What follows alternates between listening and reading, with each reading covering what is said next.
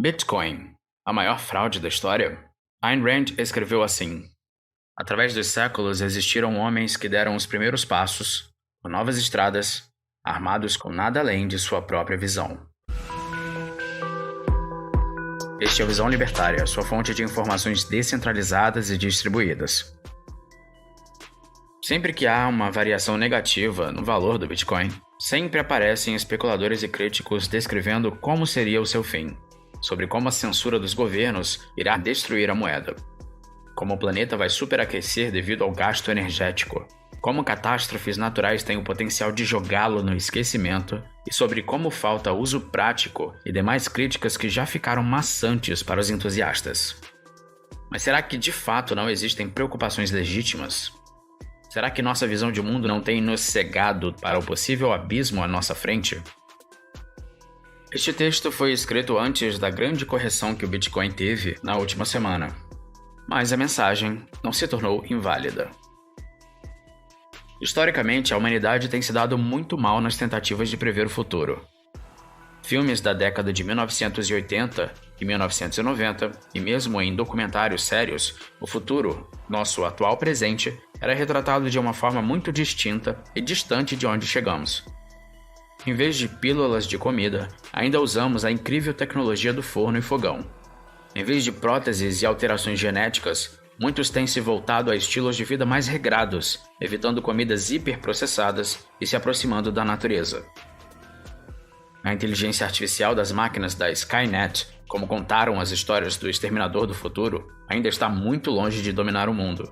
E, também, o espaço sideral perto de nós continua em grande parte inexplorado fisicamente, até porque ainda há muito o que fazer por aqui.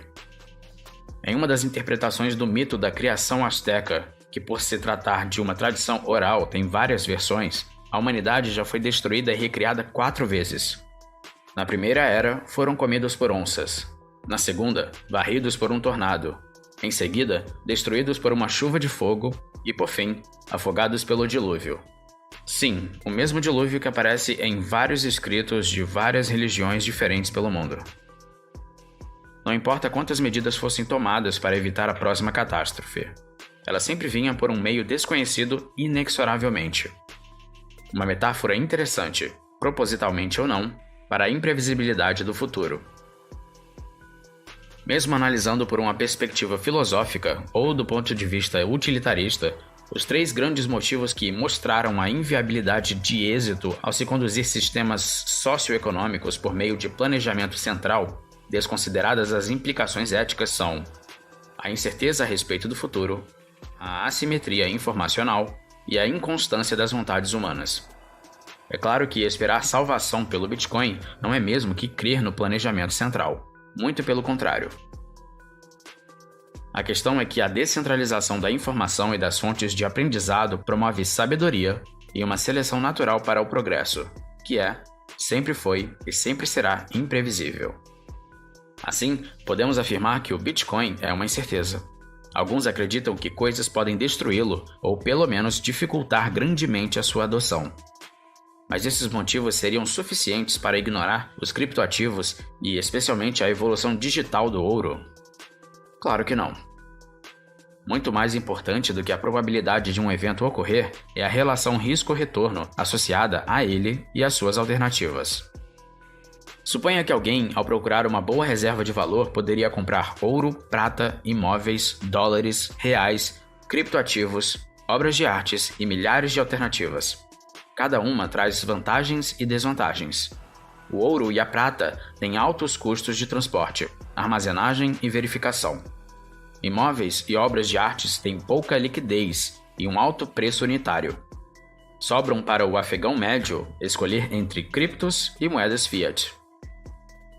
Moedas fiat já foram lastreadas em metais, mas desde 1971, a exemplo do dólar, são, digamos, lastreadas na confiança que as pessoas são obrigadas a ter em governos, que são os controladores da emissão e do uso nas instituições que as transacionam. Por isso se usa também o termo fiduciária para moedas. O termo fiduciário vem do radical latino fides, que significa literalmente fé. Elas são estabelecidas como dinheiro por regulamentação governamental. Após o mês de agosto daquele ano de 1971, pelo Acordo de Bretton Woods, acabou o padrão ouro para o dólar nos Estados Unidos. O franco suíço, por exemplo, usou o padrão ouro para garantir 40% de conversibilidade até 1936 e manteve assim até os anos 2000, quando encerrou a garantia.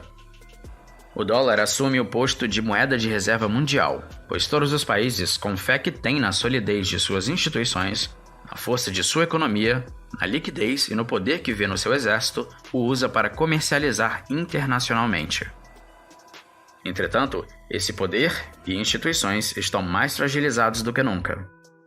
A divisão ideológica na América pode ser claramente vista na conturbada corrida eleitoral e nos protestos que seguiram por conta de alegações de fraude. Já há alguns anos, as pessoas discutem a separação do Texas ou a expulsão da Califórnia dos Estados Unidos.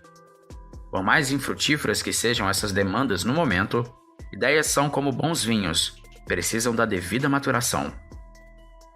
Muito mais preocupante que isso, no entanto, é a expansão desenfreada da base monetária daquele país.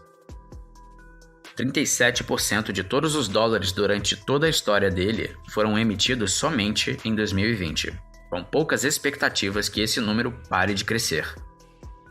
As medidas de estímulos econômicos somam mais de 6 trilhões de dólares. Para ajudar a entender a magnitude desse aumento, é bom olhar a linha do tempo mais de longe. O dólar americano surgiu em 1789, há mais de 230 anos, e somente em 2020 a massa monetária foi inflada em mais de 20%. Não é à toa que o dólar vem perdendo força em relação a outras moedas desde o fim de março. Na prática, todas as pessoas e nações que têm dólar em suas reservas estão financiando via inflação o governo dos Estados Unidos.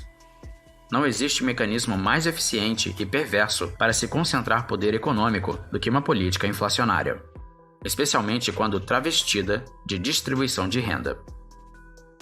E sobre o real, estimada moeda da nossa querida e ensolarada terra das bananas, não há muito de bom o que falar. Assim como o dólar, ele é lastreado pela confiança na economia e nas instituições brasileiras. Vale apenas lembrar que, de 1942 a 1994, com ao todo 9 zeros cortados, o Brasil trocou de moeda 7 vezes, uma média menor do que o tempo de vida do Bitcoin. Some-se a isso a perda acumulada do poder de compra, o risco político do Brasil, e tome as suas decisões. Pode ser um delírio apostar em dinheiro virtual como Bitcoin ou outras criptomoedas, mas apostar no real é loucura. Todas as moedas já são digitais, mas se o Bitcoin é uma incerteza para quem ainda não o entendeu, pior é o dólar, o real, o iene e qualquer outra moeda ou commodity. Inclusive porque a maioria das pessoas não entende o que o governo faz com o nosso dinheiro. Murray Rothbard explica isso num livro com esse mesmo nome. A história revela a ascensão e a queda dos impérios e sistemas monetários, do denário romano à libra inglesa. Já afirmou Heráclito há 2000 anos. Nada é permanente, exceto a mudança. Pronto, terminamos aqui as tentativas de convencer você sobre a absoluta imprevisibilidade do futuro. Para o bem ou para o mal, há algo muito mais importante do que o destino do dólar, do real e mesmo do Bitcoin: as transações estruturais e culturais que rolam nesse progresso. O simples fato de que hoje existe a discussão sobre o uso de dinheiro descentralizado, já pensado por Friedrich von Hayek em 1976, é um avanço muito maior do que parece. Formas de estabelecer meios de troca comercial surgiram naturalmente na sociedade. Foi sempre de baixo para cima, de forma não estatal, entre pessoas comuns. Mas a diferença do uso de sal, iguarias, conchas, pedras e metais preciosos para o Bitcoin é que elas puderam ser dominadas e usadas por quem tinha poder bélico, jurídico ou religioso para exercer controle sobre o indivíduo. E agora, com as tecnologias atuais, ficou impossível haver confisco, censura e restrições realmente efetivas de moeda não estatal. E enfim, com soberania monetária, favor não confundir com soberania social, teremos uma forma de preservar o valor relativo da moeda. Grandes mudanças são o somatório de muitas pequenas conquistas. Informações descentralizadas, economia peer-to-peer, ferramentas melhores para anonimato e o mais importante de tudo, a transformação cultural, que inclui discussão de temas libertários. Estão sendo expostos pontos de vista e visões de mundo nunca antes imaginados. A pena é mais poderosa do que a espada, pois a informação escrita pode transformar o interior imaterial, as suas mais enraizadas e fortes convicções. De uma perspectiva pessoal, é claro que estar certo sobre a tecnologia que dominará o mundo faz diferença. Mas esta é de longe a maior e mais importante transformação. O passo mais importante, o primeiro, já foi dado. O segundo mais importante é sempre o próximo. Sempre se deve continuar, até que por fim, cada um dê o seu último. Obrigado por sua audiência. Esse artigo foi sugerido e escrito por Luluxo Convertido, revisado por Stanley Calderelli, narrado por J. Fernandes e produzido por Ragnar Ancap. Se você gostou deste vídeo, clique no ícone de curtir abaixo e compartilhe o vídeo em sua rede social. Se você deseja ser notificado de outros vídeos, inscreva-se no canal e depois clique no ícone de campainha. Apoie iniciativas libertárias. Veja mais em nosso site e participe você também. Até a próxima!